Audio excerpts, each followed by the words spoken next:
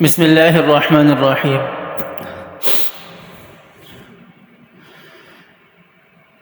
اللہ تعالیٰ نے تقوی کے بڑے بڑے انعامات رکھے ہیں، بڑے بڑے انعامات رکھے ہیں۔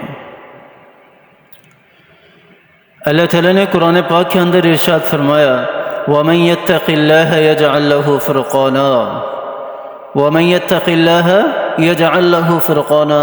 اللہ تعالیٰ فرما رہے ہیں کہ اے میرے بندو، اور تم میں سے کوئی تقوی اختیار اگر کر لے، اگر کوئی متقی بن جاتا ہے، اگر کوئی تقوی اختیار کرنے کی کوشش کرتا ہے تو اللہ تعالیٰ کیا ارشاد فرما رہے ہیں وَمَن يَتَّقِ اللَّهَ يَجْعَلْ لَهُ فُرْقَانًا، اور میں اس کو ممتاز کر دیتا ہوں اور باقی سارے لوگوں سے جدا کر دیتا ہوں، اور سارے لوگوں سے وہ الگ ہی نظر آتا ہے، اور سارے لوگوں سے وہ ایک الگ ہی صفت رکھتا ہے۔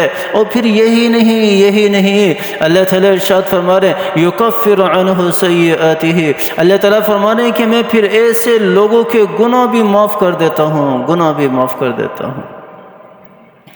یہ واحد صفت ہے، اور جس کے بارے میں اللہ تعالیٰ نے قرآن پاک کے اندر ارشاد فرمایا اور جو تقوی اختیار کرنے والا ہے نا، میں اس کے گناہوں کو معاف کر دیتا ہوں، اور اللہ تعالیٰ خود ہی اس کے گناہوں کو معاف کر دیتے ہیں، اور چاہے کیسے ہی گناہ کیوں نہ ہو، حقوق العباد کے علاوہ، شرک کے علاوہ، حقوق العباد کے علاوہ۔ حقوق العباد ایسا گناہ ہے جب تک بندے سے معافی نہ مانگی جائے نا، اور جب تک بندہ معاف نہ کر دے نا تو اللہ تعالیٰ بھی معاف نہیں کرتے۔ اور جو حقوق العباد کو دبانے والا ہو وہ متقی بن ہی نہیں سکتا، اور جو حقوق العباد کو پورا کرنے والا نہ ہونا تو وہ متقی بن ہی نہیں سکتا۔ اور متقی کے لیے اللہ تعالیٰ نے ارشاد فرمایا یکفر عنہ سیئاتہ، میں ایسے لوگوں کے گناہ بھی معاف کر دیتا ہوں۔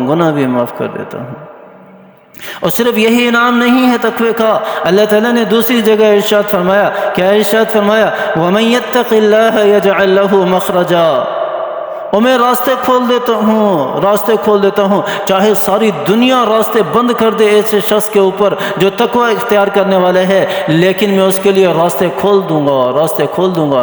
اس پر امام ابو حنیفہ رحمہ اللہ کا واقعہ مجھے یاد آ گیا۔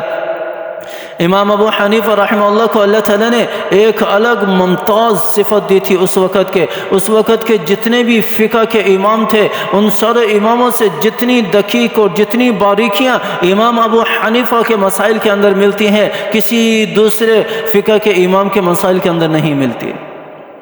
تو ایک مرتبہ کیا ہوا، حاسد ہوتے ہیں، چاہے مال و دولت کے اندر مقام و مرتبہ رکھنے والا ہو اس کے بھی حاسد ہوتے ہیں، اور چاہے علم کے اندر مقام و مرتبہ رکھنے والا ہو اس کے بھی حاسد ہوتے ہیں، دشمن ہوتے ہیں۔ وہ چاہتے ہیں کہ کسی طرح اس کو اس مقام سے اس مرتبے سے گرا دیں، اس مقام سے گرا دیں۔ لیکن جس کے پاس تقوی ہے تو اللہ تعالیٰ اس سے اور زیادہ بلند فرما دیتے ہیں، یجعل لہ مخرجا، اس کے لیے راستہ کھول دیتے ہیں۔ تو جو اس وقت امام ابو حنیفہ کے حاسد تھے انہوں نے کیا کیا، مشورہ کیا، آپس میں مل کر ایک عورت کو تیار کیا کہ آپ کسی طرح بھی حضرت امام ابو حنیفہ کو اپنے رات کے وقت اپنے گھر میں لے آئیں، تو آگے کا کام ہمارا ہے، بس آپ صرف اتنا کام کریں کہ اس کو اپنے گھر میں لے آئیں، ہم آپ کو اتنا سونا دیں گے۔ تو وہ کیا کرتی ہے، عورت کہتی ہے کہ عورت جاتی ہے امام ابو حنیفہ کے پاس، جا کر کہتی ہے کہ میرا شوہر مرنے والا ہے، وہ مرنے کے بالکل قریب ہے، وہ چل بھی نہیں سکتا، اٹھ بھی نہیں سکتا، وہ کوئی وصیت بتا رہا ہے، مجھے لکھنا نہیں آتا، آپ میرے ساتھ چلیں، وصیت لکھ لیں۔ تو حضرت امام ابو حنیفہ رحمہ اللہ راضی ہو جاتے ہیں، وہ گھر کے اندر چلے جاتے ہیں، اور جب گھر میں داخل ہوتے ہیں وہ جتنے بھی حسد کرنے والے ہوتے ہیں وہ سارے کے سارے سامنے بیٹھے ہیں، وہ سارے کے سارے حضرت امام ابو حنیفہ کو پکڑ لیتے ہیں اور کہتے ہیں کہ دن میں تو بڑا پاک باز بنا پھرتا ہے، اور دن میں تو بڑا ولی بنا پھرتا ہے، بڑا نیک بنا پھرتا ہے، اور رات کو تو یہ کام کرتا ہے۔ بادشاہ سلامت کے دربار میں لے جاتے ہیں، بادشاہ سلامت کے سامنے پیش کر دیتے ہیں اور کہتے ہیں کہ یہ کام کیا ہے۔ تو بادشاہ سلامت کہتا ہے رات کا وقت ہے، ان کو جیل میں قید کر دیا جائے اور کل فیصلہ کریں گے۔ سو حضرت امام ابو حنیفہ جاتے ہیں جیل کے اندر، عورت بھی ساتھ ہے، تو حضرت امام ابو حنیفہ وضو کرتے ہیں، نوافل پڑھنا شروع، پڑھتے رہتے ہیں۔ اللہ تعالیٰ اس عورت کے دل کے اندر خوف داخل کرتے ہیں، اللہ تعالیٰ اس عورت کے دل کو نرم کرتے ہیں۔ عورت سے دل میں کہتی ہے، سوچتی ہے یہ میں نے کیا کر دیا، یہ تو بڑا نیک آدمی ہے، یہ تو بڑا پاکیزہ پاک باز ہے، یہ میں نے کیا کر دیا لوگوں کی باتوں میں آ کر۔ تو امام ابو حنیفہ کو کہتی ہے، جب وہ سلام پھیرتے کہتی میں نے ظلم کیا، میں نے زیادتی کیا آپ کے ساتھ، یہ میں نے کیا کر دیا؟ تو امام ابو حنیفہ اسے کہتے ہیں کہ آپ اس جرم کی تلافی کرنا چاہتے ہیں؟ تو وہ عورت کہتی ہے ہاں میں تلافی کرنا چاہتی ہوں۔ تو وہ کہتی ہے کہ یہ جو کھڑے ہیں نا، ان میں سے ان کو کسی طرح راضی کرو، ایگری کرو کہ مجھے گھر جانے دیں، مجھے بہت ضروری کام ہے، اور ضروری کام نپٹا کے میرے ساتھ واپس آ جائیں گے۔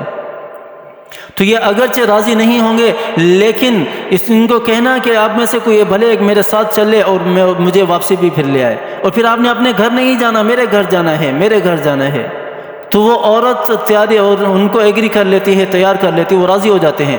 وہ ایک آدمی جاتا ہے امام ابو حنیفہ کے گھر میں اس کے عورت کے ساتھ، وہ جا کر وہاں پر وہ عورت وہاں رکتی ہے، اور امام ابو حنیفہ کی بیوی کو سارا ماجرا سنا کر امام ابو حنیفہ کی بیوی کو کہتی ہے کہ تو برقع پہن کے اس کے ساتھ چلی جا۔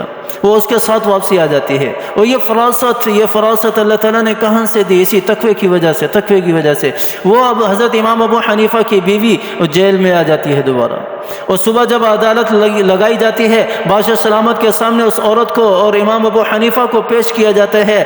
تو وہ امام ابو حنیفہ فرماتے ہیں، جب بادشاہ سلامت کہتے ہیں کہ اے ابو حنیفہ تو نے یہ کام کیا ہے، تو امام ابو حنیفہ فرماتے ہیں کہ اس عورت کا جو میرا جو سسر ہے، اس عورت کا جو والد ہے، اس سے بلاؤ، وہ اس عورت کو دیکھ کر بتائے گا کہ یہ کون ہے۔ جب سسر کو بلایا جاتا ہے، وہ کہتا ہے کہ یہ تو میری بیٹی ہے، یہ تو اس کی بیوی ہے۔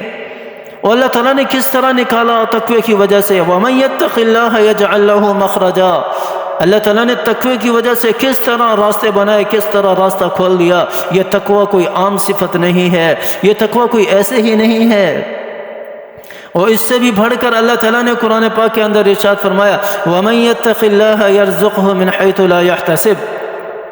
اللہ تعالیٰ فرما رہے ہیں، اور جو اللہ تعالیٰ کا ڈر اور خوف جو تقوی اختیار کر لیتا ہے، تو اللہ تعالیٰ ایسی جگہ سے اسے رزق عطا فرماتے ہیں کہ اس کے ذہن و گمان میں بھی نہیں ہوتا۔ انسان اسباب کی طرف دیکھتا ہے، انسان اسباب کو دیکھتا ہے، اسباب اختیار کرتا ہے رزق کمانے کے لیے، لیکن اللہ تعالیٰ بغیر اسباب کے ہی دے دیتے ہیں، بغیر اسباب کے۔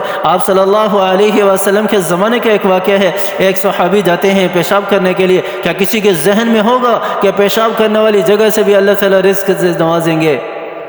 تو وہ پیشاب کرنے کے لیے جاتا ہے، بیٹھتا ہے پیشاب کرنے کے لیے، برابر میں ہی ایک بل ہوتی ہے چوہے کی، تو وہ پیشاب کرنے بیٹھتا ہے، دیکھتا ہے چوہا 1 دینار لے کر آتا ہے، باہر رکھتا ہے، پھر جاتا ہے، دوسرا دینار لے کر آتا ہے، باہر رکھتا ہے، پھر جاتا ہے۔ اس طرح کرتے کرتے 16 دینار چوہا باہر لا کے رکھتا ہے اور پھر چلا جاتا ہے۔ تو وہ صحابی پیشاب سے فارغ ہو کر وہ دینار اٹھاتا ہے، وہ سیدھا آپ صلی اللہ علیہ وسلم کی بارگاہ میں۔ اس وقت اگر کسی صحابی کو کوئی خواب بھی آتا تھا تو وہ بھی صبح اٹھ کے سب سے پہلے آپ صلی اللہ علیہ وسلم کی بارگاہ میں پیش ہو کر بتاتے تھے کہ یا رسول اللہ میں نے فلاں خواب دیکھا، یا میرے ساتھ فلاں واقعہ پیش آیا۔ تو وہ صحابی دینار لے کر آپ صلی اللہ علیہ وسلم کی مجلس میں چلا گیا، تو آپ صلی اللہ علیہ وسلم سے سارا ماجرا سنایا، تو آپ صلی اللہ علیہ وسلم نے فرمایا کہ یہ تیرا رزق ہے، یہ تیرا رزق ہے، بغیر اسباب کے ذہن میں بھی نہیں آ سکتا تھا۔ وَمَن يَتَّقِ اللَّهَ يَرْزُقْهُ مِنْ حَيْثُ لَا يَحْتَسِبُ، اور جو اللہ تعالیٰ کا ڈر اور خوف اپنے دل کے اندر پیدا کر لیتا ہے نا، تو اللہ تعالیٰ ایسے اسے رزق سے نوازتے ہیں۔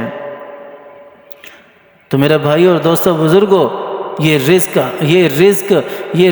جس کی وجہ سے آج ہم گناہ کر رہے ہیں، جس کی وجہ سے آج ہم لوگوں کے ساتھ خیانت کر رہے ہیں، دھوکہ کر رہے ہیں، فریب کر رہے ہیں، لوٹ مار کا بازار گرم ہے، دھوکہ دہی کا بازار گرم ہے، خیانت کا بازار گرم ہے۔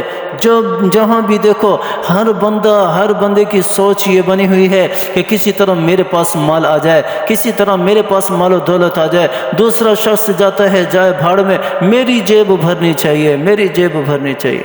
لوگوں کے حقوق کو پامال کر رہے ہیں، اور مزدوروں تک کے حقوق کھا جاتے ہیں۔